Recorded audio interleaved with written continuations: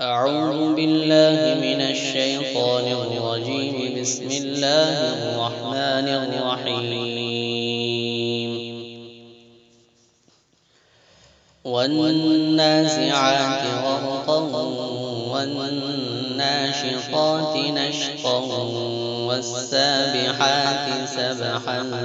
فالسابقات سبقا فالمدبرات أمرا يوم ترجف الراجفة تتبعها الرادفة قلوب يومئذ واجفة أبصارها خاشعة يقولون أئنا لمردودون في الحافرة أئذا كنا عظاما نخرة قالوا تلك إذا كرة خاسرة فإنما هي زجرة واحدة فإذا هم بالساهرة هل أتاك حديث موسى إذ ناداه ربه بالوادي المقدس طوى اذهب إلى فرعون إنه طغى فقل هل لك إلى أن تزكى وأهديك إلى ربك فتخشى فأراه الآية الكبرى فكذب وعصى ثم أدبر يسعى فحشر فنادى فقال أنا ربكم الأعلى فأخذه الله نكال الآخرة والأولى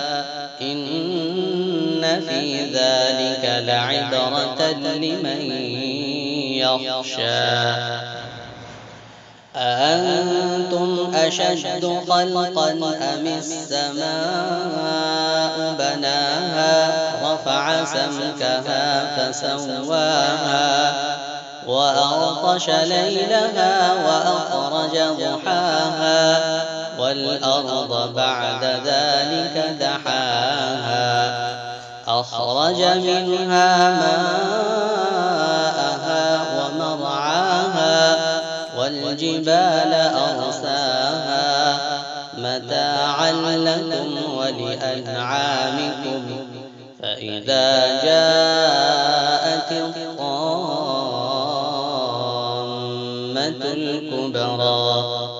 يوم يتذكر الإنسان ما سعى وبرزت الجحيم لمن يرى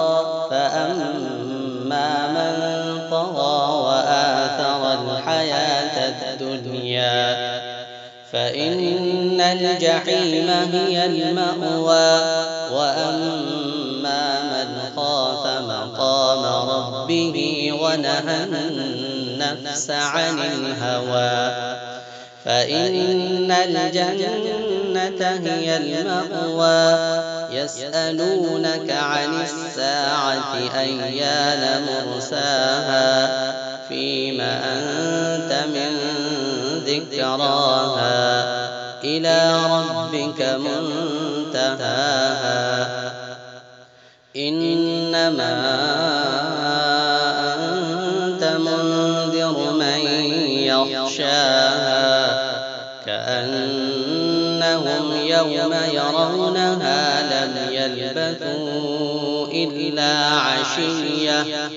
لم يلبثوا إلا عشية أو ضحاها.